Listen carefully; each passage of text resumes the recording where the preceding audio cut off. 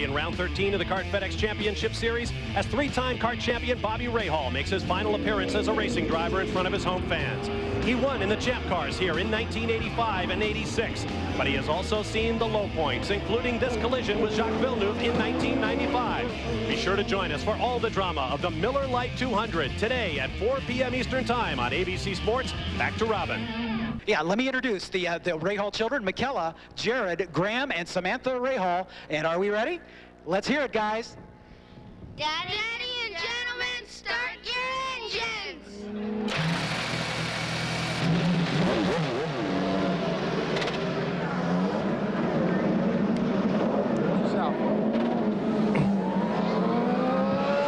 For the 259th time in his glittering career, including 16 times here at his home track, the Mid-Ohio Sports Car Course, Bobby Rahal is buckled in as a racing driver to begin what could be one of the most emotional days, his final appearance in front of his home state fans here on his home track.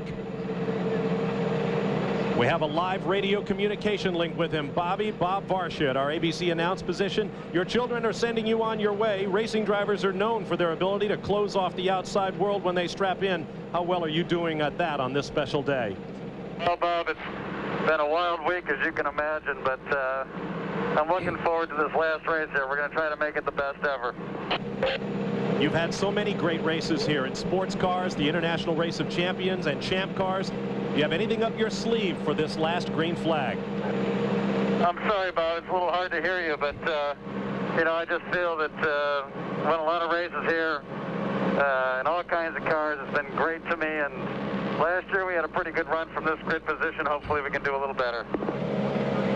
Well, we thank you for talking with us, Bobby, and we want to wish you good luck today. How do you measure a career when the time finally comes to look back? Is it in whether you realize the dreams that began when you were small? Or is it in the trophies won in a quarter century spent working at something you love?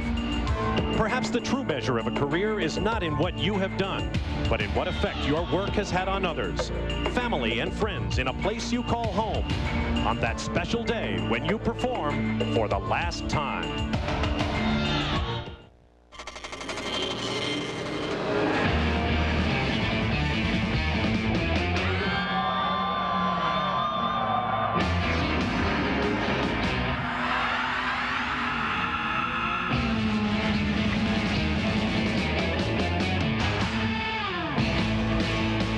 On a cloudy day with a strong threat of rain, welcome to round 13 of the CART FedEx Championship Series for 1998, the Miller Lite 200 at the Mid-Ohio Sports Car Course.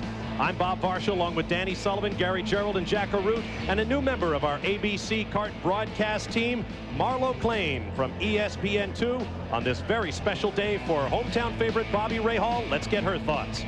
Bob, 35 years ago, Bobby Rahal came to his very first race here at Mid-Ohio. He was 9 years old back then. His role, washing his dad's race car. He now has 3 CART championships, 24 wins, 2 of them here at Mid-Ohio. But this will be his final time around his home track. With more on that story, let's go to Jack Arute.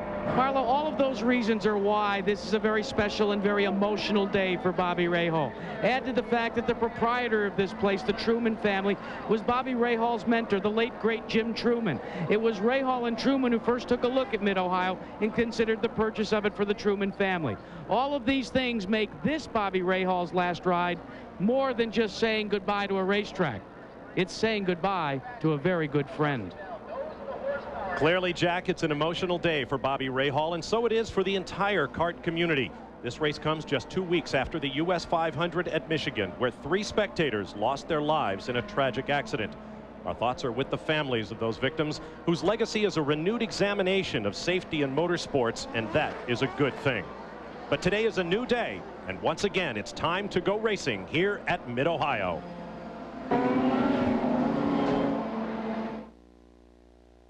Ohio, where we're just moments away from the green flag for today's Miller Lite 200. It's the 12th round of this series for 1998, and a couple of big stories. Dario Franchitti, with a new track record, smashed the mark, starts from the pole. He's got another opportunity to go for mega money today. The Marlboro bonus stands at $300,000 if he can win this race from the pole. But remember what happened to him at Toronto when he dominated last month on the streets there, and he found brake failure late in the race. A 12-second lead disappeared. He finished 20th. And how about the season championship points leader, Alex Zanardi? He's won here the last 2 years. He's won 6 times this year. He's running away with the championship, but he had problems in qualifying with the motor and then off course. As a consequence, he starts in the 7th row from the 13th spot today. It's going to be fun to watch him try to battle his way forward. Back to Bob and Danny. Well, now comes that moment. The speeches have all been made. Bobby Rahal, the darling of this huge crowd at Mid-Ohio, is tucked into the field of 28 and once again is just another racing driver. Danny, let's talk about the 83 laps to come here at Mid-Ohio. Mid-Ohio is one of the toughest tracks we ever go to. This place is so physically demanding, so mentally tough. You have to stay on top of your game the entire time. It's a little hot, it's a little humid. These guys are going to have the toughest race that they have all season long right here today. And here's the way they'll line up. On the pole, Dario Franchitti, who stands to win $300,000 in bonus money from his 4th career pole. He will start alongside the 1996 Series champion, Jimmy Vasser. On row 2, Brian Herta, last year's pole sitter, and Mauricio Gugelmin, the Brazilian, his best starting position this year. Adrian Fernandez and Greg Moore, winner of the US 500, will be on row 3. Row 4, Al Unser Jr., back-to-back winner here in 94 and 95, and Mark Blundell. Row 5, Patrick Carpentier and Michael Andretti, who won here in 90 and 91. Row 6, Scott Pruitt. After a slow start, he scored in the last 7 races. Gil de Ferran at his elbow. Row 7 will be points leader Alex Zanardi, fastest in the warm-up, and Andre Ribeiro. Row 8, Richie Hearn and Bobby Rahal, the crowd favorite. Row 9, J.J. Leto, the fastest rookie, and rookie leader Tony Kanaan. Row 10 will be Christian Fittipaldi and Elio Castro Neves. They've both been off the track this weekend. Row 11, Paul Tracy and Michel Jourdain Jr. Row 12 will be Walter Salas and Max Pappas. On row 13, Robbie Gordon and Alex Barron debuting the new Gurney Eagle chassis here. And on row 14, Arndt Meyer and P.J. Jones, who had a tough time getting away from the starting grid.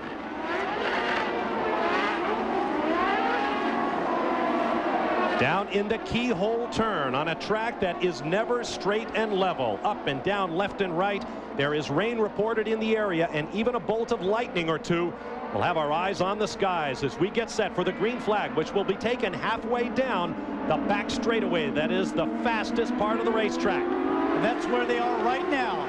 We're just about to get it. We're going green right this minute.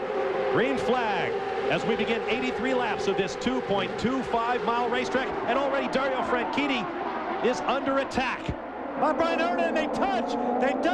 Brian Herta, Dario Franchitti, and it looks like Jimmy Vasser backed into the top wall. 3. Look at that. The guys that look dominant in this race have already gone out. Vasser in the red car to the upper left. Michel Jourdain Jr. in the green and white car. And Brian Herta backs off the wall, up against which is our pole sitter, Dario Franchitti. A 4-car incident in the second turn here at Mid-Ohio. There is the Cool Team, Dario Franchitti's crew, that helped hoist him into the pole position for this race. And the young Scotsman himself cannot believe his luck. And there will be no bonus today at the Marlboro Money, no $300,000. Okay, here we are at the start. Franchitti on the inside right there. But look who comes down right on the inside, Brian Herta. He gives them the move. They go around side by side. Franchitti's there. Moves over. Vasser tries to take advantage around the outside.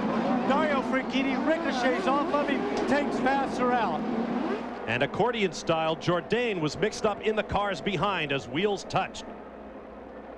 Dario Franchitti gave him the room through the right-hander, but Brian Herta tried to pinch him, getting back over for that left-hander. He had to leave the room for Dario Franchitti, didn't he? Just expect him to go away. And of course, then when they ricocheted off, big hit onto Jimmy Vasser, smacked the wall. He's out.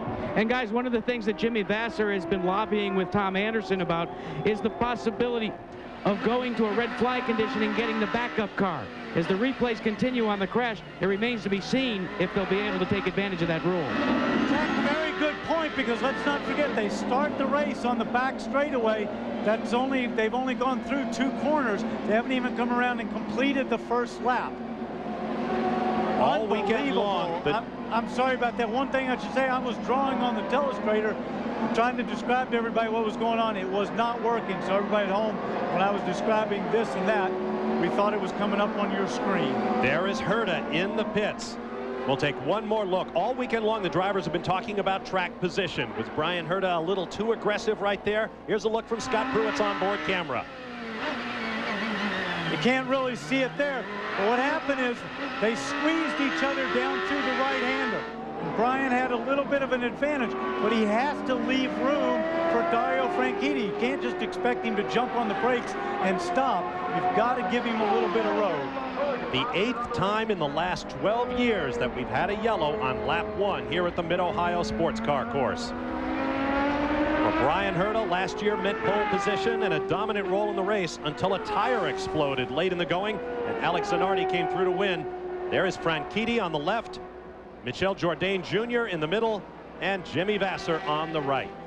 At the pace they're walking right there, I wouldn't say they're going to rush him back and get him into their spare cars. And Vasser is upset. Now look here on the far left of your screen, Bryan Herta, far left of your screen, goes inside Franchitti, very close there.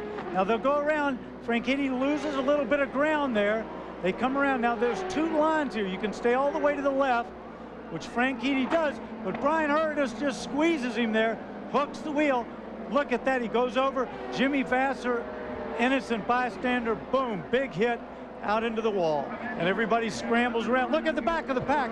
We also saw there, looks like Max Pappas hit Jourdain right up the backside, launched him into the air.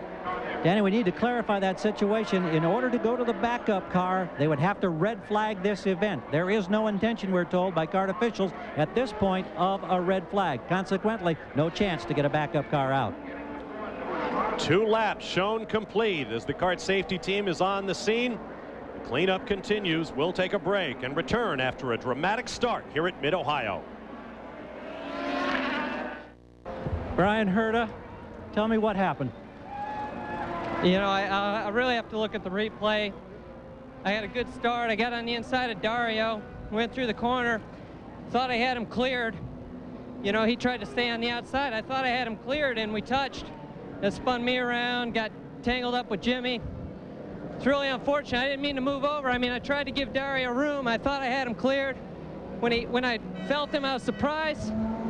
You know, it wasn't a place I expected him to try and stay. It's really unfortunate because the car was really good and we had a great start. And, you know, I'm sick. What was the conversation amongst you drivers when you got out of the car down there? Something's broken on the car. I don't even know what it is. I could tell. I tried to get going again. I spun. I had all kinds of alarms going off on the engine. I think we busted a radiator or something else, but nothing we could fix. All right, that's Bryan Herta. Boy, discussed. What a way to have your race day end so soon. So many times Bryan Herta has had the car to win a race, but it just has not worked out for him. Another look. Okay, then watch at the back of the field too. We've seen the front. Now watch back in here. Max Pappas back here right at the back. He locks up, hits Jourdain. He goes over another car, taps a couple of cars, and he's out as well. And so the young Mexican for the Peyton Coyne team is out of the race as well. This was the scene as Bryan Herta climbed from his car before Gary Gerould got to him. We'll be back with more from Mid-Ohio. Stay with us. Back at Mid-Ohio, green flag coming this time around for this man leading a race in the CART FedEx Championship Series for the first time this year. Mauricio Gugelmin leads the field after an accident that took out the entire front row of Dario Franchitti and Jimmy Vasser. For Vasser, his first DNF in more than a year, and he had completed all but 3 racing laps this year. We are back under green with 5 laps complete, beginning lap 6. This is the high-speed turn 1. Now the long blast up to the keyhole, turn 2. The order is Gugelmin, Adrian Fernandez, Greg Moore, Al Unser Jr., Michael Andretti, Gilles de Ferran, Patrick Carpentier, Alex Zanardi up from 13th to 8th, Andre Ribeiro in 9th, and Scott Pruitt 10th. Bobby Rahal runs 11th, and that means everything to this crowd. Ooh. Brakes being locked in the heavy braking area for turn 3. Let's not forget that that's the best spot to pass at the end of the long back straightaway, one of the only spots to pass unless the driver in front makes a mistake. Big Mo showed a lot of loss of speed in the morning warm-up. He was almost 6 miles down from where he qualified. 6 miles an hour at average speed is deadly around a racetrack like this, where track position is so important. Good look there at Adrian Fernandez, a winner at the Budweiser 500 at the Twin Ring Motegi Circuit, the immaculate new super speedway in Japan earlier this year. There is Greg Moore, winner of the US 500 2 weeks ago. One of the most amazing races in modern motorsports history, with 63 lead changes among 9 drivers and countless more on each lap. That is Alex Zanardi just behind him. The Italian, the runaway points leader for the PPG Cup, which embodies the Drivers' Championship and the $1 million bonus that goes with it, and Zanardi is on the charge. He's taking a look inside of Greg Moore's teammate, Patrick Carpentier.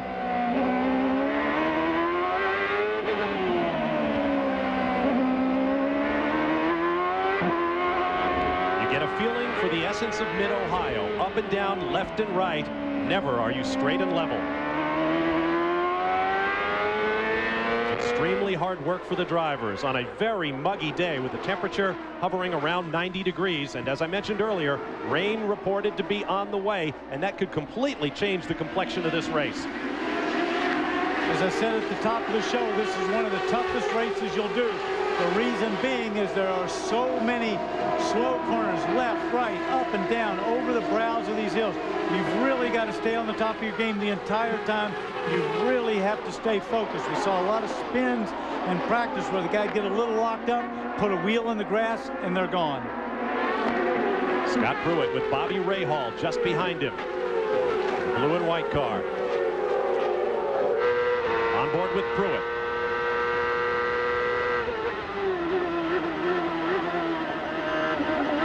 This was the scene of the accident.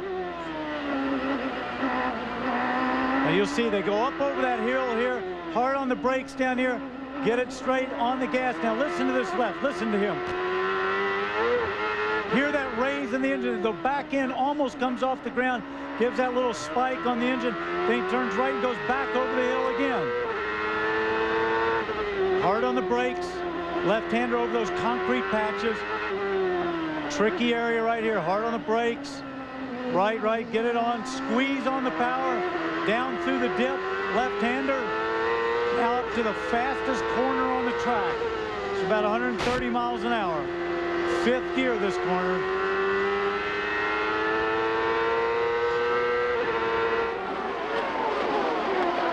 And the blast up to the keyhole. No fewer than 3 blind brows that the drivers launch the cars over. Andre Ribeiro in the red and white Marlboro machine just ahead of the Visteon Reynard of Scott Pruitt, with this man, Bobby Rahal, just behind.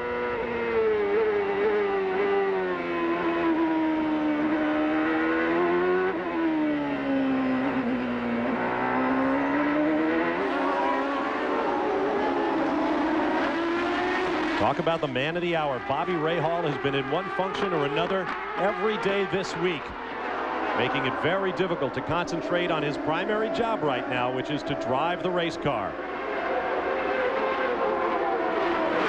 As you see, 2 poles and 2 victories here at Mid-Ohio. In fact, back-to-back wins have become the norm here. 3 times in the 90s it has been done by Emerson Fittipaldi, Michael Andretti, and our 2-time defending champion this year, Alex Zanardi. Al Unser Jr. has accomplished the double as well here. I want to correct you on one thing, Bob. I mean, I know that Bobby, this is his home track, his last ride. This is where he's getting a big hurrah, but that seems to be the job of race car drivers now.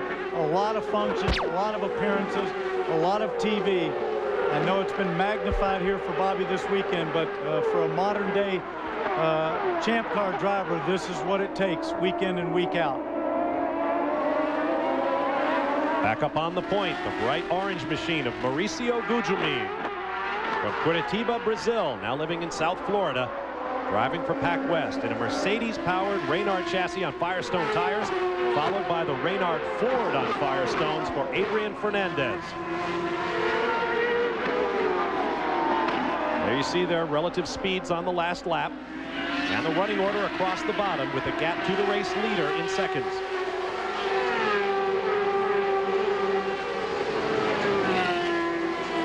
What a turnabout for Mauricio Gugelmin, who started from his best qualifying position this year. In fact, his best position since winning the pole with that record lap on the Superspeedway in Fontana, California last year, 240 miles per hour. The second race he has led here at Mid-Ohio. He led 9 laps last year. Fernandez and Greg Moore follow. We'll take a break and return with more from Mid-Ohio. Back at the Miller Lite 200 at Mid-Ohio. Bob Varsha, Danny Sullivan with you. On the lower left, you see the top 6 cars, 4 of them running within a second of the leader, and you see them there. Gugelmin, Fernandez, and there's Art Meyer in the one and only Lola chassis in the field, who has spun and apparently stalled the car. He's asking for a push from the corner workers. Oh, he's knocked the tires way out there. That will more than likely have to bring out a full course yellow, because they'll have to get those tires back in position and off of the track. This is on the back side of the racetrack between turns 9 and 10. And we have a full course caution on the racetrack. Let's go down to Gary Gerould. And watching intently on a monitor here back in his pits is Dario Franchitti. Dario, I can't imagine the disappointment. Tell us how it felt, what happened from your seat on the start. And disappointment's one thing. I'm actually angry at the moment. I can't believe Brian pulled such a stupid move. Fair enough, he was alongside me. That was not a problem. But a lot of other people seem to manage to go through that corner 2 abreast. Brian just squeezed me out and kept squeezing until I was on the grass and we touched. I had nowhere else to go. I don't know what he was playing at, what he was thinking. It's a very stupid move, and we're out. We both had a chance of winning this race. We took, in the accident, Jimmy was taken out, you know, the 3 quickest guys, I would say, this weekend, and, you know, because of Brian's stupid move, we now have no chance of winning the race, and I can't tell you how disappointed I am. When you got out of the car, we had pictures of you and Jimmy and Brian all together there. Were you telling him of your displeasure, of your unhappiness? No, we didn't see Brian. Brian came round. He was driving around, and we just kind of said, you know, what were you doing there? Jimmy's very upset with him. You know, I talked to Jimmy. Jimmy, when we got out of the car, and Jimmy he said, I can't believe what he just pulled there. It's the stupidest move I've ever seen, and I can't believe it. An 83-lap race, you know, and okay, it's difficult to pass here, but you don't have to then come off at the first corner. That's a mistake you make in your first year racing. You know, Brian really needs to think about what he's doing, I think. I'm assuming that you will find a time to talk to him? Yeah, I'll sit down with Brian. We'll talk about it, but I don't think there's much to talk about if he's going to do moves like that. Thank you, Dario. Jack? Well, Gary, let's get the other man that's involved in this whole thing, and that's Jimmy Vasser. Jimmy, your version of what happened, the surprise was so evident on the radio.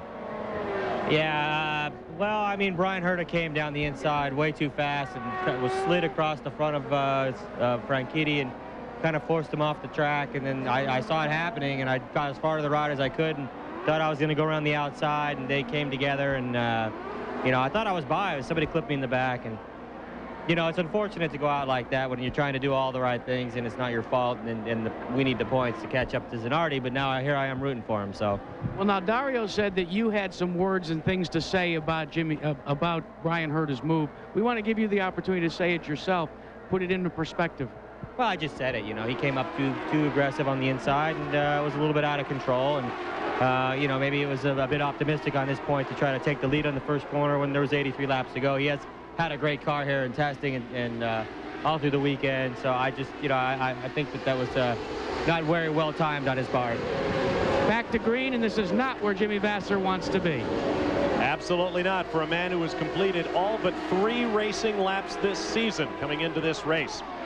We are back under green, working lap number 16 of 83. Art Meyer's car has been pushed and restarted. He is back in the pits as the leaders come off the keyhole and down the back straightaway, reaching 190 miles an hour or more before braking hard for turn 3. For Dario Franchitti, his 3rd season pole has produced his 3rd season DNF. His best finish when starting from P1 was 19th, a DNF at Rio de Janeiro earlier this year.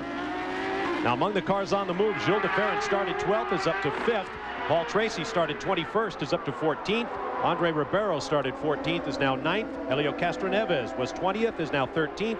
And Robbie Gordon started 25th and is now up to 15th.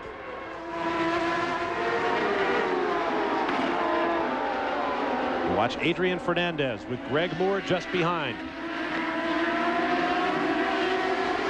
It is Gugelmin, Fernandez, Moore, Unser Jr., De Ferran, Andretti, Carpentier, Zanardi, Ribeiro. Scott Pruitt runs 10th. Then Bobby Rahal, Richie Hearn, Helio Castroneves, Paul Tracy, and in 15th place, J.J. Leto, the Finn running with damaged, possibly cracked ribs as a result of his meeting with the Turn 4 wall at Michigan Speedway 2 weeks ago. He is in a lot of pain. They've had to take him out of the car after the warm-up. He's had to take some shots, get his ribs wrapped up for this place. And being so physical and left and right around here, that's going to be doubly tough. Look at that. Zanardi trying to go under Carpentier. Big smoke coming off of the right front tire. He thought better of it. Danny, when you're in this situation and a guy with a mammoth lead in the championship and a shot at that check for $1 million that goes to the champion, does the rest of the field tend to gang up on you a little bit when you see a guy like Zanardi coming? They're certainly not going to give it away, but what's happening to Zanardi, he doesn't want to throw it away on a dumb move. He's in 8th place right now, is some points. One of his biggest threats is his teammate Jimmy Vasser, who is out of the race right now. This is a chance for him to put a few more points on his total and stretch his lead a little bit bigger. And Danny, the big question, though, passion that Zanardi has for going to victory lane. Right now, the team has radioed to him. They're concerned about managing the fuel so they can have the pit stops when they want them around lap 30 or 31. Although Alex is trying to carve his way to the front, they said, look, make sure you conserve the fuel. We can gain some positions strictly by our work on pit road. And Jack, one thing we know is Alex Zanardi has been back in this position before from other mechanical situations. He's not going to make a stupid move. The races have tended to come to him. He's got a very good pit crew, and things seems to happen as the race goes on. He's quite happy where he is right now, although I'm sure he'd like to be closer to the front. Saw that little pop-up a moment ago about Alex failing his driver's test the first time he took it for his street license. That, of course, became the subject of a very popular television commercial for his sponsors. With a 68-point lead toward the PPG Cup over his teammate Jimmy Vasser coming into this 13th round of 19 in the championship this year, Alex Zanardi could fail to score in the next 3 races and still be the points leader. So if he continues to score at the prodigious rate he has been thus far this year, that magic number will start to pop up. How long before Zanardi clinches? It'll be a long time if any of these other guys have anything to do with it. As for himself, Patrick Carpentier would like to be a lawyer. Gonna have to have a talk with him. We have enough lawyers going around right now, especially in this booth. Down the long back straightaway, the cones mark the braking area. A mammoth crowd on hand here at Mid-Ohio. They'll be back with more of the Miller Lite 200. Along with Gary Jarrell, a power outage has dropped Bob Barsha and Danny Sullivan out of the mix as we watch the battle between Michael Andretti, and it looks as if the target car of Zanardi gets loose into the grass, Gary. Oh, wild ride, elevation changes. This could be tough. He keeps the control and gets it back out there. Did he damage any suspension? That's what we've got to wonder. Zanardi finds his way back in, but has lost several spots. He was trying to get around Michael Andretti, and the car got very loose and started to get away from him. As we ride on board, we see, Gary, I think the thing as we take a look at the replay is just how terrifically Alex Zanardi was able to hold on, control the car. Zanardi, as the second car goes off on the grass. Right there is where I was concerned. You see how much air he had? He went over one of those hillocks, and yet he still was able to get it back out onto the race course, and it looks like it's undamaged. Back under live conditions, Alex Zanardi, and right behind him is the LCI car of Kanaan. And They are now going to be enjoined in a contest, and that's a tough break for Zanardi because of all the front runners. He was the only one that was on the move. But for the rest of these guys, they're loving the fact that he's got to go back and start to work hard. Jack, you and I know, I don't think there's anybody who can test every corner as hard for the full race distance than Alex Zanardi. And it's been reflected in his amazing performance all season long. And we're getting close now to the pit window here, where we're expecting the first stops. And with this power situation where we have come in the pits to a central point where we do have access to a monitor, we're just going to have to call pit stops, I guess, off this monitor. Now, Alex Zanardi has dropped back to 16th position. Scott Pruitt working now around some race traffic as we go on board. He is trying to work over Michael Andretti. Andretti not having a good weekend. No, Michael, in fact, I had just talked down in their pits before we had this power problem. He has a huge understeer. It's something that they think they can address on the pit stop. It's about 4 laps or maybe less away. But they're hoping that they can hang on to that spot. But, boy, he's really getting a challenge from Scott Pruitt. Scott Pruitt running in 7th. The battle is for the 6th position as we go outside and watch Michael Andretti. But if there is one driver that will manhandle a car and make it work the way he wants it, it is, of course, Michael Andretti. Well, absolutely no doubt about that. He's had kind of a star-crossed season. He got the victory in the season opener at Miami. He's been on the podium with a couple of other second-place finishes. But this weekend has been a total mystery because both he and his teammate, Christian Fittipaldi, just haven't been able to find a setup. We talked this morning in the warm-up session with Ed Nathman, and he said, we can't find the balance. And I said, is it as simple as that? He said, it is as simple as that. A lot of people wonder precisely what do we mean when we say balance as we watch the Andretti-Pruitt battle continue. Many drivers say it's like hitting a golf ball. As now Pruitt goes to the inside. Watching Michael Andretti, and Pruitt does negotiate his way around, so he will acquire 6th position. One car off the racetrack, and that is Gil DeFerrin. And DeFerrin was being posted in the 5th position, Gary. That's not good. We go back on board. Derek Walker's car. Gil DeFerrin gets back on the air. I think we can hear Derek Walker out there. And you can see he has lost several positions, but the most important thing, he has kept it running. One of the pluses about a permanent road course is the fact that you don't have those concrete canyons, those retaining barriers that we're so used to at other road races that we've been to so far this year. As now we see one of the first of the front runners pull onto pit road, so we are getting very close with 27 laps completed to see the front runners make their first of what should be 2 stops. And boy, this is where that focus and the pressure really shifts to the teams, because one little bobble in the pits could cost you 7, 8 positions on the racetrack. And there's another little battle going on. Michael Andretti got his hands full.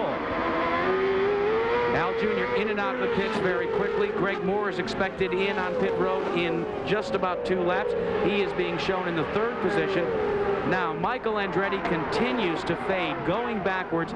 And the one thing, Gary, they'll be able to do, as you alluded to, is during that pit stop, maybe cure some of that push condition. Well, they'll certainly try to do that, but they want to stretch it as far as they can because it's a tight pit window. Gil DeFerrin is now into the pits. He is getting serviced after that off-course excursion. We continue to watch Michael Andretti being challenged now by one of the Marlboro cars. A very long stop for Gil DeFerrin. They are looking at the front end of the car. They've completed the fueling. And as we continue to ride on board, he is off and away. Michael Andretti, we are still awaiting his appearance on pit road. They are going to have a lot to do to cure the handling ills on this car. He pulls onto pit road. He will go to the service of his team, the Kmart Newman Haas team. Let's watch and see what the crew does, Gare. You can hear Ed Nathman now underneath on the radio telling to reset that fuel meter. There's the adjustment on the front wing. And he's rolling. In 12.1 seconds, Michael Andretti is back out on the racetrack. Still waiting for your leaders. The leader continues to be somewhat of a surprise, Mauricio Gugelmin. A lot of people expected that his teammate, Mark Blundell, would have been the man at the point. Yeah, Blundell had a problem in qualifying yesterday, ended up going backwards from 2nd on the provisional grid to an 8th starting spot today. Gugelmin's crew down there have been doing a lot of cheerleading on the radio. They've just been telling him, keep it up, Mo, keep doing just exactly what you've been doing. And of course, they're about to be tested as we expect that he'll be making his first pit stop here most any time. Gugelmin has extended his advantage over 2nd place Adrian Fernandez by approximately 12 car lengths now. And then there's about 4 car lengths to the 3rd place machine. That is Patrick Carpentier's teammate, Greg Moore, hot off his win on the oval at Michigan International Speedway. There's your front three cars as they work the backstretch, as we refer to it here. That's where that start and the Bryan Herta, Jimmy Vasser incident along with Dario Franchitti took place, right where the lead cars now circumambulate around the racetrack. Now, Gugelmin's pit is laid out. What should we expect there?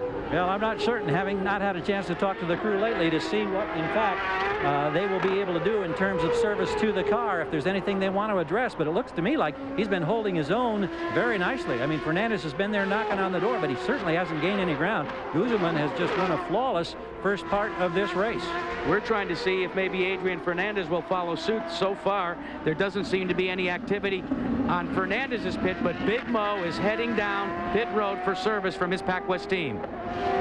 There's Adrian Fernandez, but Mo will hit the marks first. This is a remarkable camera shot. It's a tower camera, 120 feet high, new this year. It really lets you see the scenery, and now you go down to absolute asphalt track level, watching from the back on these stops. And that's Adrian Fernandez. As you're looking at him, they have completed their work on Mauricio Gugelmin, but also getting by very quickly, pulling out the pit road. It's a race to pit out.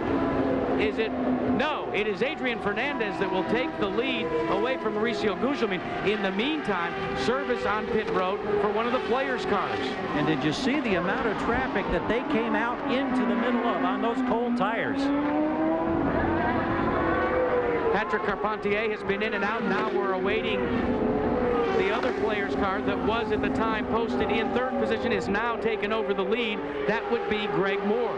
Greg Moore is the only one of the leaders, Gary, that has not pitted yet. A little out of sequence. Don't you think he should have followed suit with Fernandez and come on pit road? Well, it's obviously he's getting excellent fuel mileage here in the early going. They had the benefit of those 5 laps under yellow. Now Greg Moore coming on to pit road. In fact, we can see him from our vantage point here. Now we see him on the screen rolling toward a stop.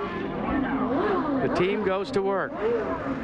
So far, it's just a case of taking on fuel. The thing to watch for is if a crew member on the front makes any adjustment down towards the wings. So far, it looks to be nominal. Just take on the 35 gallons of methanol. Away cleanly now. Let's see where he'll shake out as he gets back. But he's faded there. Boy, all of a sudden, it looks as if he missed a gear. As we look on board, if we look atop and see where Mauricio Gugelmin is, Scott Pruitt will pull onto pit road. This is the normal change, and looks as if Greg Moore has pulled out ahead of Mauricio Gugelmin. Adrian Fernandez and the Patrick team crew, they were excited with their pit stop. Great service that put him out there ahead of Mauricio Gugelmin. We should point out just why, Jack, we are calling the action here. Again, if you've just joined us, power failure at Mid-Ohio. We've got this one vantage point in the pits. I think Bob Barsha will join us very shortly. We'll be back with more, hopefully, from Bob Barsha in Mid-Ohio.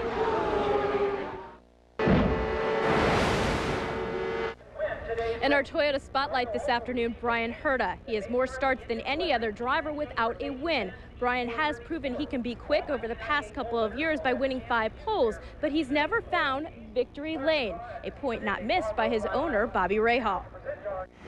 Well, Bryan really hasn't proven he's a winner yet at this level. Bryan has proved that he's an extremely fast driver. I got a lot of confidence in myself, and you know, I really feel like we keep doing the right things, that win's going to come. And you know, everybody keeps telling me once you break the dam, all the water comes out. So you know, we're looking forward to it. A couple of Alex Zanardi's wins have come at the expense of Bryan Herta. Bryan probably wishes more than anyone else that Alex will go to Formula One. And that's our Toyota Spotlight. I hear all the PR. I hear what Bryan's saying. I hear what Bobby's saying. But inside Bryan, down deep, I'm not sure he's convinced he's a winner. He still has to prove it. And today shows me that he was forcing the issue, and I'm not sure he's convinced that he's the winner that he thinks that he is. Jack? Well, Danny Marlowe talked about those victories that Alex Zanardi had at Bryan Herta's cost. I think until Bryan Herta gets over the fact that Alex Zanardi haunts him the way he does, it's going to create problems forever for Bryan Herta. Every time Herta gets himself convinced that he's capable of winning, along comes Zanardi, or along comes a day like today, and then we have to gather it back up and try and build Bryan Herta up.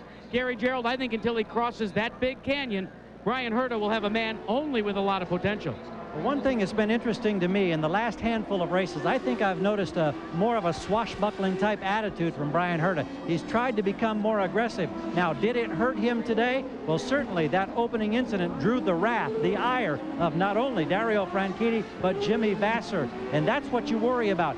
How do you find that fine line where you're aggressive, you're bold, but you don't jeopardize yourself from being knocked out of the race? Clearly today, that didn't work for Bryan Herta. It was a huge disaster on that opening lap for the 3 fastest men in the qualifying field.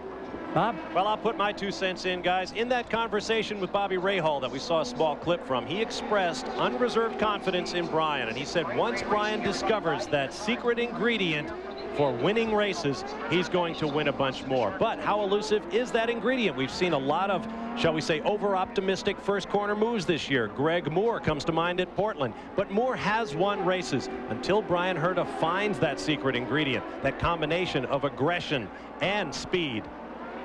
He's going to keep looking for that first win. Here at the Miller Lite 200, there you see the running order after 39 laps, including the cars out of the race. Fortunately, I'm back in it along with Danny Sullivan. Thanks to Gary and Jack for some yeoman work there under tough circumstances while we got the power back on. We will be going green again shortly for lap number 40 of 83.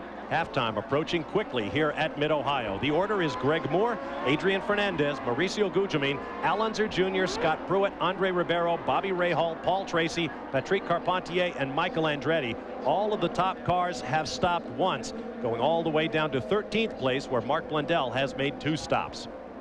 Let's remember they can only go about 28, 29 laps, so they're going to have to make another stop sometime if this race goes the rest of the distance green.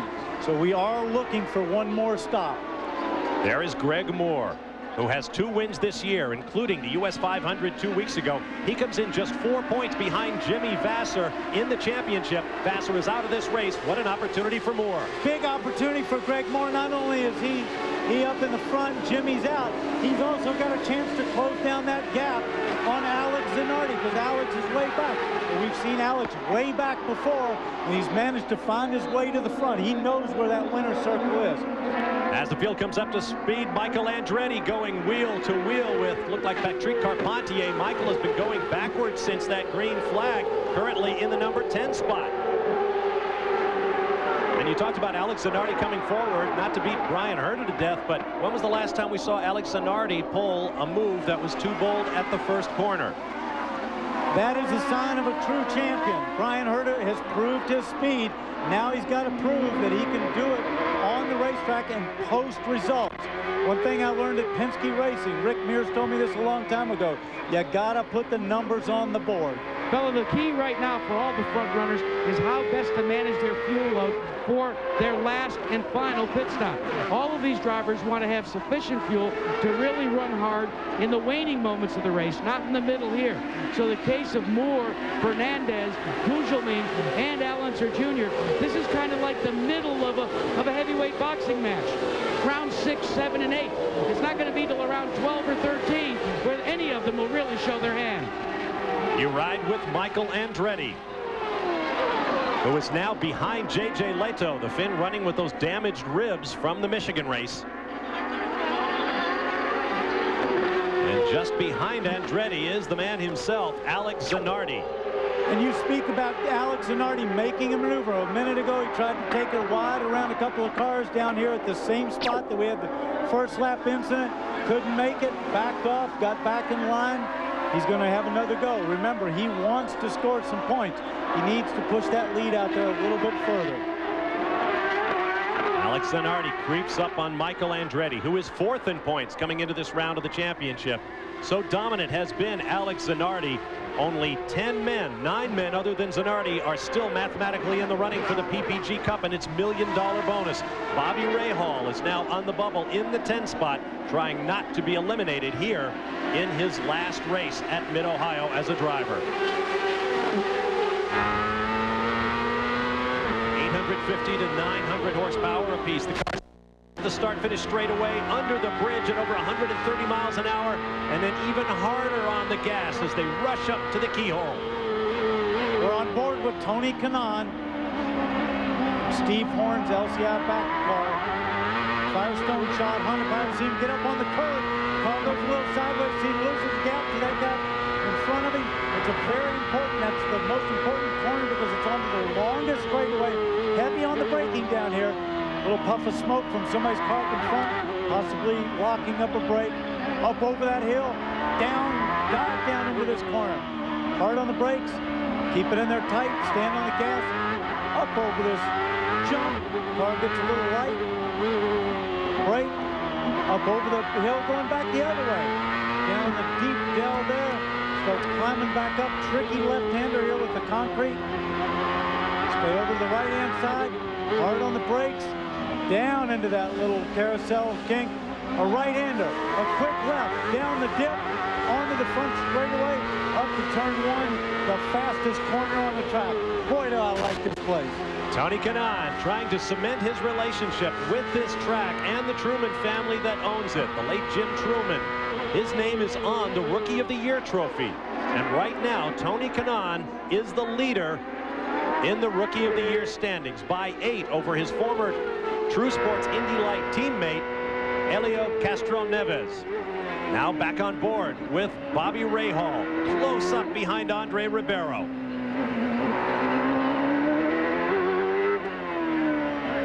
And you can see why it's so difficult to pass here. You are never going straight, never an opportunity to outbrake someone other than turn 3 at the end of the long backstretch. What we're also seeing here right now is see how everybody's staying bunched together. That just shows how competitive this field is and how tough this track is. They're all right there. Everybody boxing a little bit, trying to go left, trying to go right, to try to force the guy to make a mistake. Nothing's happening. Now into the second half of this race as they complete lap number 44. Towering thunderheads around the Mid-Ohio Sports Car Course, but there is sunshine now and the temperature well up into the 90s with sweltering humidity. And of course, these drivers, as you look from our Honda Helicam, each swathed in flame-retardant underwear, 4-layer flame-resistant driving suits, balaclavas, helmet, gloves, boots, working in these cockpits, working very hard indeed. Bobby Rahal looking down the inside of Andre Ribeiro, letting him know he was there, seeing if there was an opportunity to slide underneath him. Bobby, of course, trying to make that maneuver, has done it thousands of times. Fellas, this is a big day for Team Penske. They're still trying to get Roger Penske his 100th career IndyCar type victory. And so far this season, it's been an abominable one for their brand new chassis. Not that the chassis has been a problem, but the gearbox has been suspect. Between Michigan and here, they did a lot of extensive gearbox testing. They feel they may have the best car that they've had all season in terms of drivetrain componentry and gearbox. They seem to be showing it today so far. Launching up toward the keyhole goes Al Unser Jr. with Mauricio Gugelmin in front of him and Scott Pruitt behind. We'll be back with more of the Miller 200 from Mid-Ohio in just a moment. Welcome back to Mid-Ohio. Tonight on ABC, be sure to tune in to The Practice on its new night Sunday starting at 9 p.m. Eastern Time, 8 p.m. Central. A special 2-hour edition of ABC drama The Practice tonight at 9 Eastern. Here at Mid-Ohio, looking back from Alex Zanardi's. Reynard with Honda Power, Firestone Tires. He runs in 12th position. That is Mark Blundell closing up from behind. Just ahead is Michael Andretti. More of Zanardi's situation with Jackaroo. Well, remember, Bob, he had that off-course excursion a couple of laps ago. Well, it has damaged Alex Zanardi's car, specifically out in the front wing, and it does not give him the kind of handling that he had hoped for. That's created a situation where he has to fight with the car, especially the handling in the corners. The car tends to get a little loose on him, and he tries to hold on the best that he can. But it is the wing damage that has caused Zanardi to fade from competition, at least in that battle for the lead. He currently runs in 12th place, worth 1 PPG Cup championship point. He's not going to want to lose that, but look at Blundell nosing up the inside as they slew through the keyhole and then right up to the top of the rev range, 190 miles an hour. Headed for turn 3.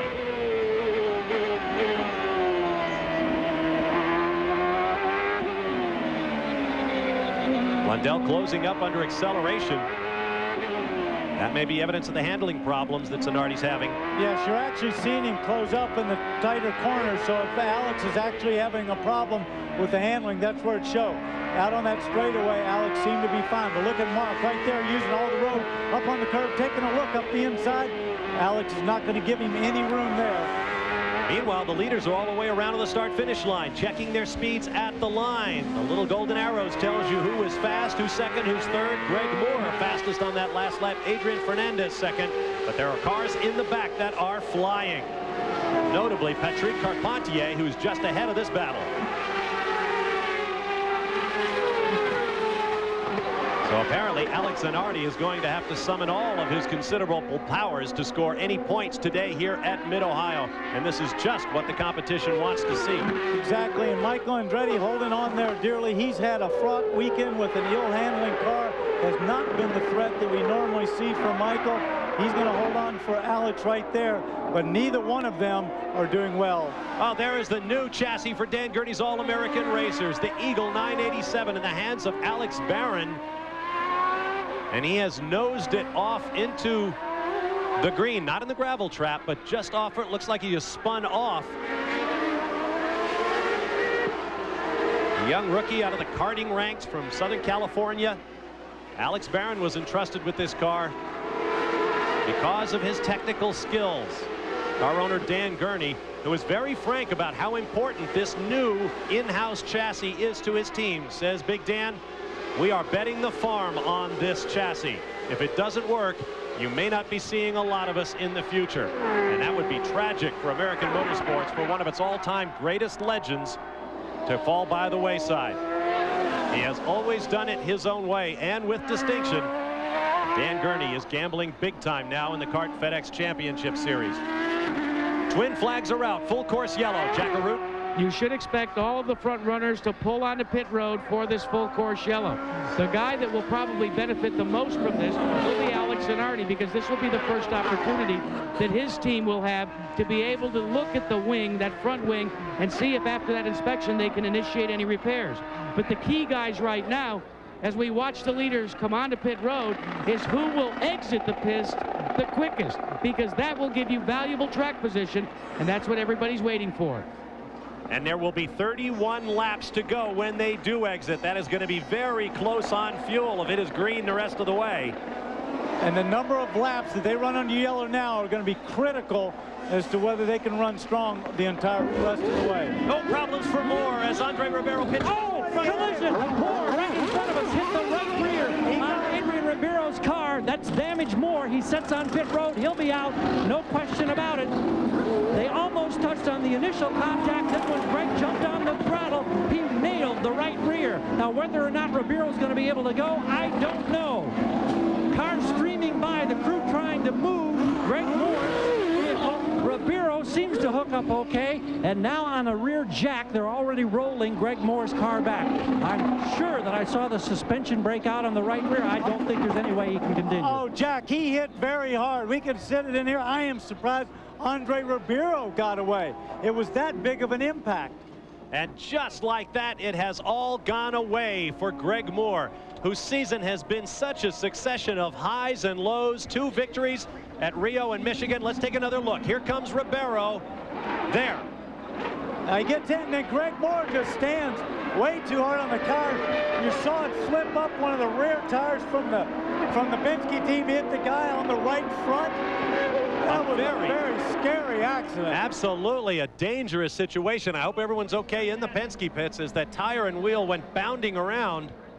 Meanwhile, there is Gilles de Ferran, who got out and takes over the lead. Check that. De Ferran did not stop, and he takes over the lead behind the Honda Accord safety car. Back to the pit lane. Greg Moore, a very frightening situation. What happened now from your seat?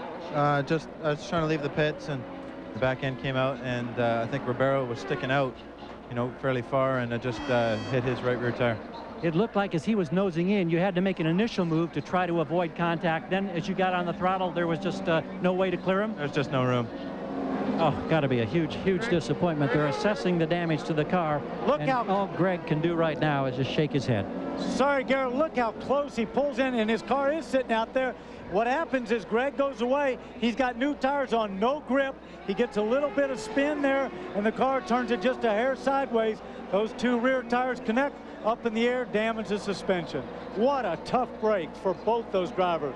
Another look, this time from another angle, as Moore tries to pull out. The car slews to the left makes that rubber-to-rubber contact that inevitably launches the machine. And just like that, Greg Moore loses his opportunity to move into second place in the championship behind Alex Zanardi. Tough day. We'll be back. Back at Mid-Ohio, Gilles de Ferran with Adrian Fernandez and Mauricio Gugelmin behind him as we are under yellow for a pit incident involving Greg Moore. Let's watch.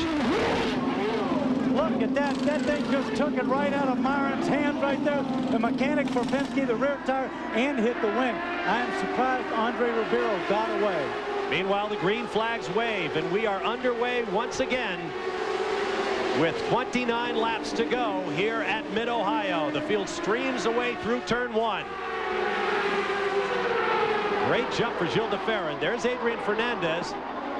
Then Mauricio Gugelmin, Scott Pruitt, and Bobby Rahal. Looked like Mauricio Gugelmin had some trouble getting into the corner. Ran out there a little wide. Oh, down into 3 they go. Mauricio gets passed on the inside by Scott Pruitt.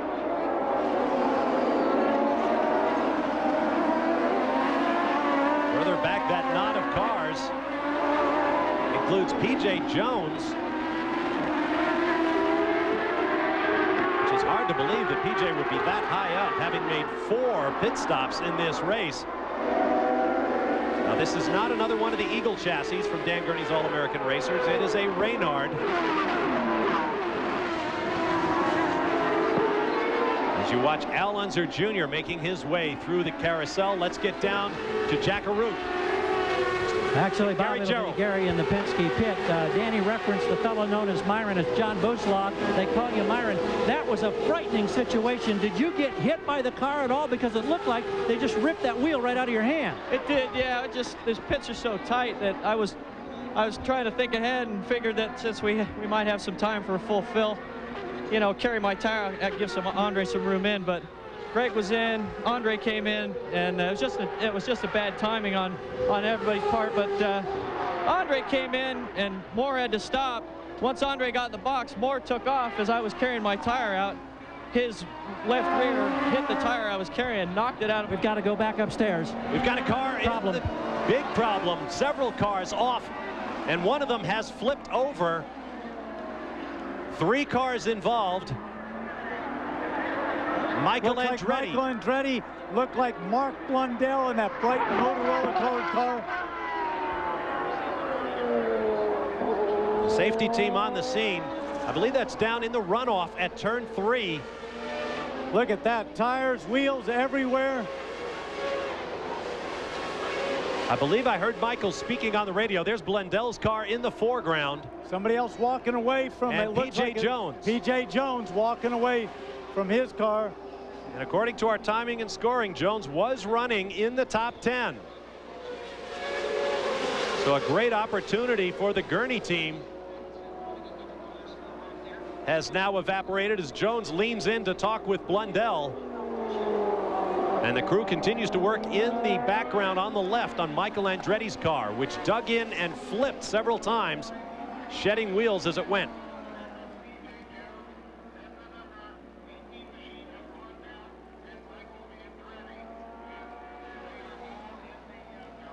There's Andretti's car. You can see the damage. The kart safety team under Dr. Steve Olivey and Director of Safety, Lon Bromley. Off comes the helmet. Let's take a look at a wild ride for Michael Andretti from his camera. Okay, through the kink on the back straightaway. 2 cars in front of him. Slips inside. He taps PJ, trying to pass him. Look at that. And he lands upside down on the track, rolling again, tumbling. Look at that. What a ride through that. Oh. That is unbelievable. And is that not a testament to the safety of these cars that this guy's looking to get out of there? Another look from overhead. Now that was Zanardi and J.J. Lado, and they touched and took off J.J. Lado's wing. And look at Michael come through. Oh, unbelievable. So that action took place ahead of the knot of 3 cars as Michael tried to shoot the gap between P.J. Jones and another car in real time.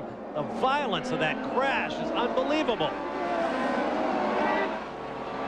And there is Michael climbing out, and that is the best news we've had all day. Down here with the crew watching these replays as Michael gets out. Ed Nathman, you had a chance to talk to your driver? Yeah, he said it's okay. He's a bit stunned, as you can see in TV, but he'll be awfully sore, but he's okay. Have you ever seen a crash like that before? Oh, I never seen Michael take a tumble like that before. Biggest crash he ever had, I think. Mario Andretti is down here, obviously concern etched into his face. Mario, you've been through these wars for so many years. What's it like as a father to see a son go through that, but then fortunately walk away from it? You know, it's probably the toughest moment, obviously. You feel so helpless from here, but luckily Ed asked him right away if he was all right. He said, well, I think so. So we knew that he was conscious at least. So it looks like the car did its job. Boy, the emotion in the voice lets you know just how tough it is to be on this side of the wall to watch something like that. But again, Michael walking away under his own power.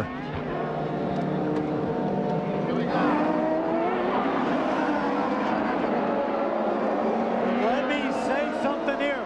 Let's remind everybody at home, he made that contact in that first flip at about 190 miles an hour.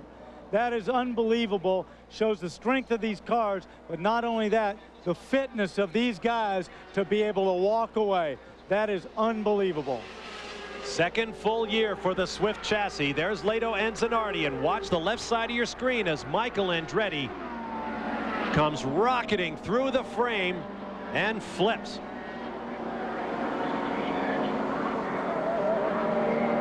An amazing moment for the Andretti family. We'll be back to Mid-Ohio.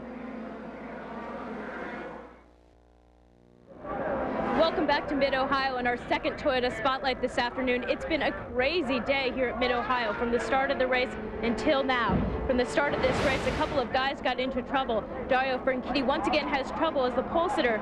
He gets together with Brian Herta, Jimmy Vasser, Michel Jourdain. Brian Herta is very upset when he gets out of his car.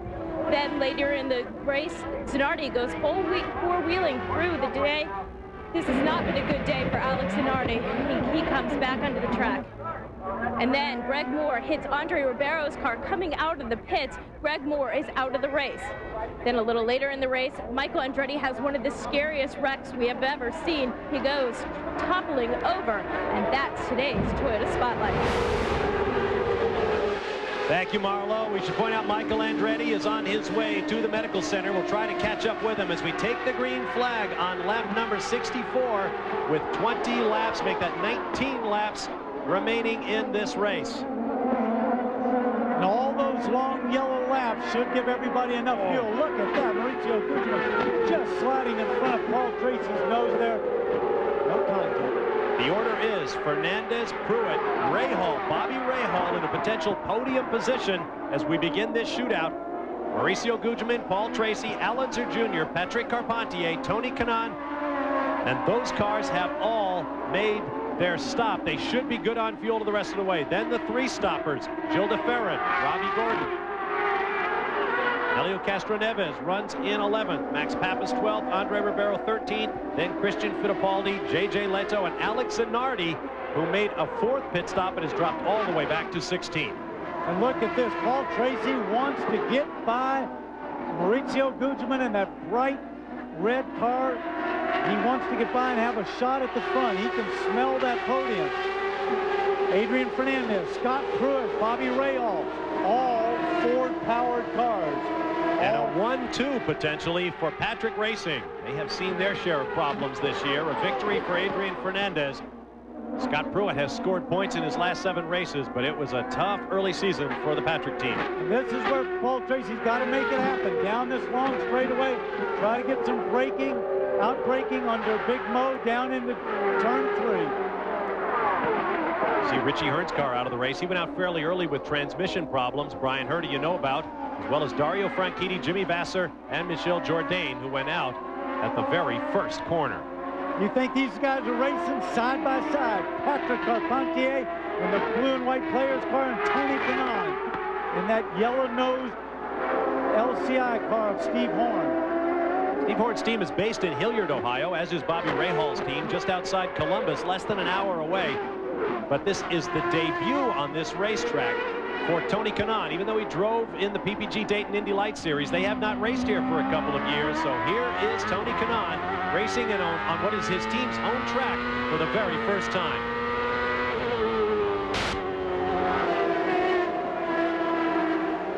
He leads his former Lights teammate Helio Castroneves for the Jim Truman Rookie of the Year trophy by just 8 points. Right now, Kanaan is in good position to pick up more. Castroneves runs 3 positions behind him in the 11th spot. Great view from high overhead as they rocket up the back stretch. Through the kink, somebody trying to go. One of the Marlboro cars goes around the outside. I think that was Andre Ribeiro. And Castroneves, he went around the outside of Castroneves under braking into turn 3. And that was for 11th place. Make Ribeiro 11th, Castroneves 12th. These pictures coming to you from the Goodyear blimp, Stars and Stripes. High above Mid-Ohio. Our thanks to Captain Larry Chambers and the entire crew of the Goodyear blimp for today's overhead shots. The blimp's now in their 4th decade of live sports coverage. Up front, Adrian Fernandez leads his teammate Scott Pruitt, and then Bobby Rahal, and then this long stream of cars as we now have 17 laps to go.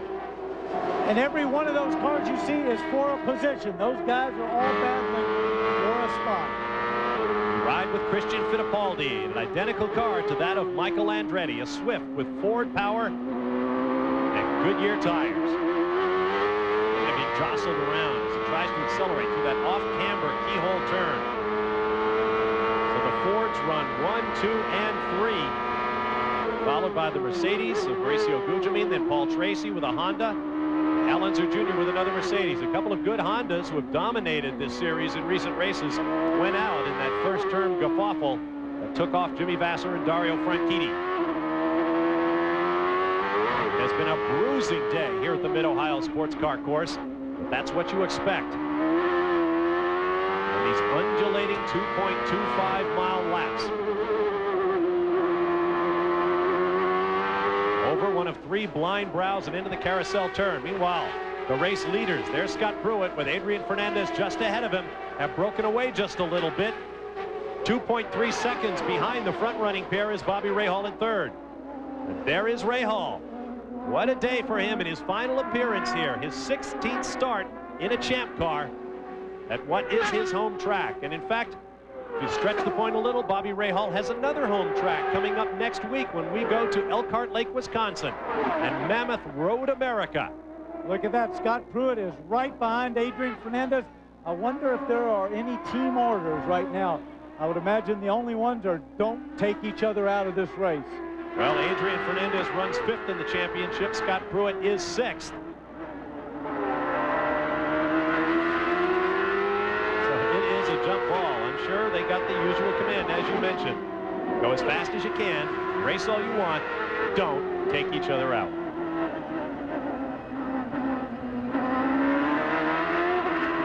Swooping on to this front straightaway.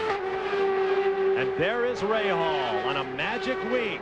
For one of the great legends of kart racing, a 3-time champion. I mentioned at the top of the program, he has been attending functions all week long and visiting his people, the fans here at Mid-Ohio. This morning as they arrived at the racetrack, they got "See Ya Bobby" fans and one big billboard saying goodbye to their hero. Sports. Back at Mid-Ohio, you ride on the 2nd place car of Scott Pruitt, looking ahead at his Patrick Racing teammate, Adrian Fernandez, in the Tecate-sponsored Reynard with Ford power. Should one of these Fords running 1, 2, and 3 as Bobby Rahal runs in 3rd place, should one of them win this race, it will be the 300th champ car victory for Ford Cosworth Power, and that goes back a lot of years. To Jack Arute. Well, Michael Andretti has been checked out at the CART Infield Care Center, and you can see the effects of getting airborne here at Mid-Ohio. Michael, take us through what happened. I guess Zanardi and Leto had made contact through the kink, and a piece of Leto's wing went in PJ's lap. And when all that happened, I had to run on Carpentier and PJ, and I went to pull over to pass Carpentier, and I guess PJ couldn't steer his car, and he said it started to drift to the left, and I didn't anticipate that when I was pulling out to pass Carpentier, and I touched PJ, and I just went for a wild ride. When you go for a wild ride like that, and as a driver you have absolutely no control, what goes through your mind? Just praying. I mean, just close my eyes and just hope that I didn't hit anything hard. And I mean, I just remembered rolling and rolling, but I didn't hit anything hard. So it was like, thank God. God was with me today. Fellas? A heart-stopping moment for Michael Andretti, and I'll bet he hasn't even seen the footage of that crash yet. Watch here, watch here. Scott Pruitt's going to take a look. He was tempted by that. He wasn't quite close enough, but he was very tempted. He wants to dive down the inside. It's a good, clean spot to do it. Danny, we were just talking with both sides of the Pat Patrick team here. Steve Newey, who's on the radio with Adrian Fernandez, he said everything's good in terms of fuel. I said, what concerns you? He says, Scott Pruitt. He says he is right on our butt, and they think he's looking very, very strong. I asked him about team orders. He said, no, we're here to race. We're worried about Pruitt. Went over to Pat Patrick, asked him the same question about team orders. He said, we tell them both to just go race. Well, that's great, but the guy who's poised right behind him and actually closing in a little bit is one Bobby Rahal, who'd love to see these guys get in a big battle and maybe get tangled up. And look who's quickest that lap, but Bobby Rahal. There's the proof. Rahal is coming from third place. We have 11 laps to go here at Mid-Ohio, and the overwhelming crowd favorite is coming from third place. Let me tell you, Hollywood couldn't write a better script than Bobby Rahal does something very quick and clever here and manages to get to the front of this trio. There you see our race summary with information from Omega Timing with 72 laps complete. But this story is yet to be completely written. There was a time here at Mid-Ohio where you'd be a fool to bet against Bobby Rahal in any kind of car. An IROC machine for the International Race of Champions. A sports car where he won here on a big double handful of occasions. And he has won twice in the Champ Cars as well. And if this crowd, tens of thousands strong, could lift him to the finish through their collective will, they would do it. There's the view from our Honda Helicam of the top three cars growing ever closer to one another. And we've got another car off. That is Mark Blundell through the gravel trap into the tire wall. Is that down in turn 3 as well? Of course, Mark's already been in the gravel trap once with the Michael Andretti incident. They obviously got him back out, got him restarted, but he seems to have a... He was running several laps down after a number of pit stops and problems. No flags from the flag stand. It is a local yellow only. And we have 10 laps to go. That means we will take our final commercial break and be back to take it clean and green all the way to the checkered flag. Stand by for a true shootout here at Mid-Ohio. We are taking it all the way to the checkered flag here at Mid-Ohio. 7 laps to go. There will be 6 to go next time by the flag stand as Adrian Fernandez and his teammate Scott Pruitt run 1-2. But this massive crowd of tens of thousands of fans have eyes only for the car in third place as Bobby Rahal has one of his best runs of the year. Not since 1992 has Bobby Rahal won in Champ Car competition, and in this, his 17th and final season. What a story it would be if he could do it here in front of friends and family in his home state.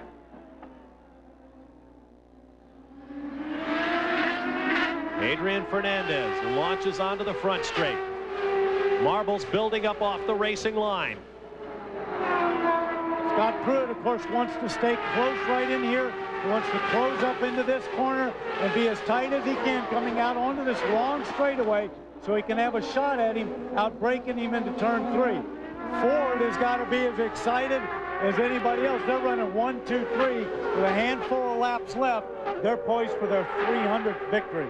And there is a proud car owner in the pit lane right now standing by with Gary Gerould. Nervously watching the monitor, Pat Patrick. His car's running 1 and 2. What are the team orders here, Pat? What are the team orders, sir? They got a race. I hope that Scott can I shouldn't say that. I'd like to see them race, okay? How nervous are you? You've been through this so many times in your illustrious career. Well, yes, we have, but I really am happy for Scott because he's passed a lot of cars on the track. He's driven the best race he's ever driven since he's been with us. I'm very, very happy for him. And for Adrian Fernandez, who's got the lead, is he going to be able to hold Scott off? I think so. It looks like it. We're still, both cars are pressing the button right now, so they're trying their best.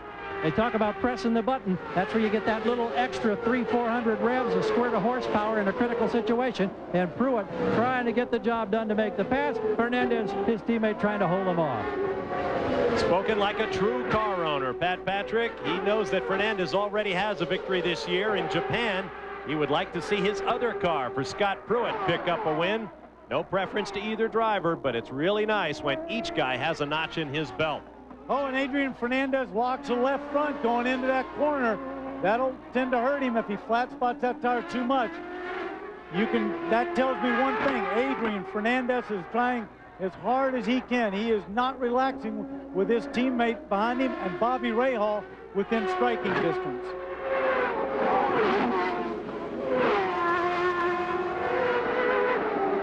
Rocketing up towards the towards the carousel. The long right-hander pit in on the left. 4 laps to go this time by Jack Arute. Well, you know, we've said the fact that Bobby Rahal knows so much about this Mid-Ohio race course. He's always said also that it takes a certain rhythm. That's the rhythm that Bobby Rahal is in right now. He is not communicating with his crew. His crew, in fact, has backed off communicating with him. The radio has gone silent for the last 2 laps. They put it solidly in Bobby Rahal's lap and said, Bobby, it's all up to you. I think otherwise, though, fans everywhere that simply say, thanks for the memories, Bobby Rahal. There have been so many for that man at this racetrack and at so many other racetracks around the Champ Car circuit. There is Rahal, who started 16th, the farthest back anyone has ever won in this race.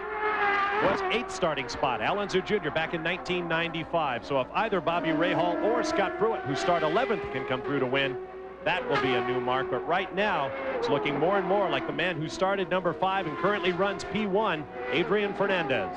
What Bobby's thinking about right now is I want to stay as close to those guys as I can. Hopefully they'll get into a little battle, maybe have something go a little awry there, and he can capitalize on that and slip through for the win. He wants to stay as close as he can and keep the pressure on those guys. 3 laps remaining.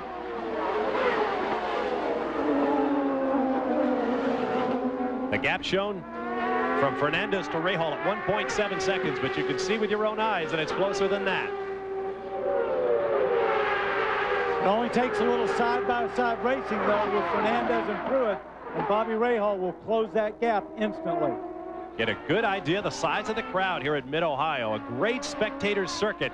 From overhead, you can see it's not like you're sitting around watching the cars. The cars are running between the spectators. Launching over the brow. Cars getting light. Rocketing through the Vale, headed for the carousel once again. Back in 14th, back on board with Christian Fittipaldi. Something up on the top of that brow off to the right. We have more tangles down there at the end of the back straightaway. Yes, Helio Castro Neves has ripped the advertising off the wall in a grinding crash. Stove in the right side of Tony Bettenhausen Alumax sponsored Reynard. Moving around in the cockpit. But unless he jumps out of that car, I would imagine they will just about have to go full course yellow. They cannot leave him there. Who's this behind him? Alex Zanardi, trying to find a way around him. Goes inside, outside. Same place that we saw the accident earlier. Got on the grass.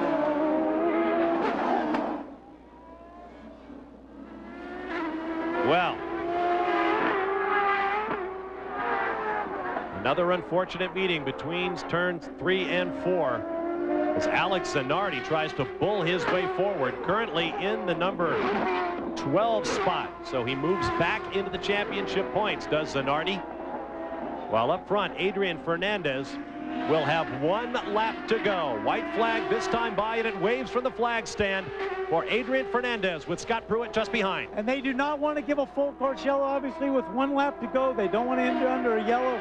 They're going to put a local yellow out in that area. 2 1/4 miles to go, less than that now. Scott Pruitt knows that the only place he's going to be able to get by Adrian Fernandez is at the end of this straightaway, right down under braking into turn 3. This is probably his last chance right here. He's not close enough. And you can only hope for Adrian to make a mistake now. Adrian, of course, moves well away from that accident.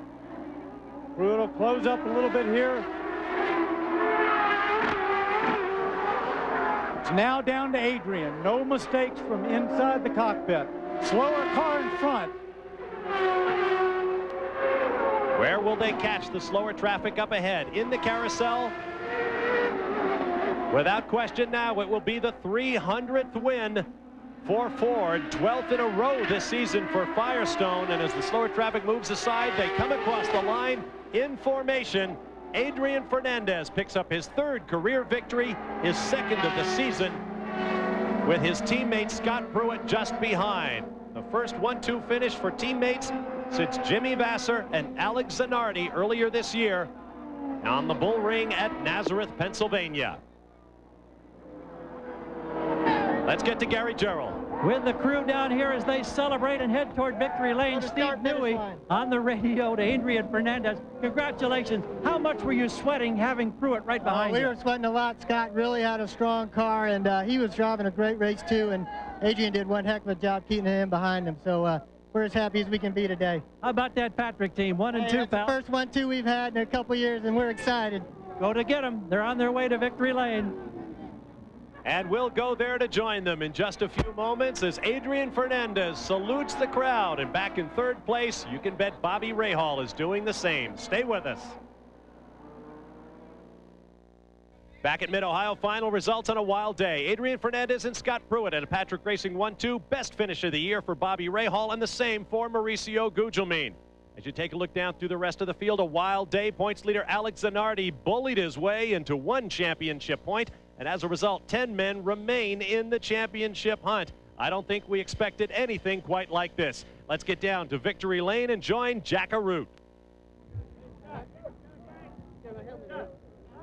Well, Patrick Racing has scored a 1-2 punch today at Mid-Ohio. Adrian Fernandez, congratulations. It's kind of tough when your biggest competition is your teammate Pruitt. I tell you, he pushed me too hard. I was going to tell Pat, you know, slow down this guy, you know. Otherwise, I will charge more. Nah. Now, wait a minute, Scott. Would you have slowed down, or did you give it everything you had to try and beat your teammate? I was giving it all. You know, we started back there 11th, and we had a long way to go all day long. The pit stops are great. The Visteon guys did a great job. I mean, we made a lot of passes on the racetrack. The car ran great all day long. And if it wasn't for this guy right here, we'd be number 1. That's Adrian, what about the fact that all this week you guys worked so hard on getting the setup right? This racetrack is very, very tricky. Oh, it is. We just got it right at the end in qualifying, and in warm-up I wasn't as fast. But, you know, the car was consistent, so I said, you know, to John, don't worry. I think the car's going to be good. It just stayed beautiful all race. Very, very physical, I tell you. Very, very humid, very hot. But they're both very, very, very happy, Gary. And Bobby Rahal. We started this day listening to him on the radio with Bob Barsha after his kids gave the command to start the engine. So many activities, so much emotion, and here you are, Bob. It's not a win, but it's on the podium. It's the best finish of the year. What are you feeling right now? Well, we ran hard all day. You know, I tried to catch Scott and Adrian, and I mean, they were flying. We were going the same speed, but couldn't really go much quicker. And I think Jim was looking after us today. I think he was smiling on us, and I mean, naturally, I'd like to have won, but I can't think of a better way to end my career at Mid-Ohio. Jim Truman, of course, is the man he references, that he drove before, that owned this track. His family still owns it. Did you feel like you were just being willed on by these thousands of fans because they were so vocal in their support all weekend long? The support is unbelievable here. It's really been great everywhere, but here is so special, and they are the best fans. You know, I'm going to miss it. And from a personal standpoint, Bob, I've been with you through a lot of these, and I'm loving this moment, too. Great job. Thank you, Gary. Let's go back to the booth. I think we'll all second that, Gary. Here's a look at the championship after 13 rounds, and as luck would have it, 10 men remain in the fight. Adrian Fernandez, Scott Pruitt bump Michael Andretti from 4th to 6th, and Bobby Rahal leaps from 10th up to 7th. This championship has a long way to go. If today was any example, be sure to join us next week from Road America at Elkhart Lake, Wisconsin for the Texaco Haviland 200, 3:30 p.m. Eastern on ESPN. Our final Toyota Spotlight of the day. What a wild day it was. Let's review some of the highlights.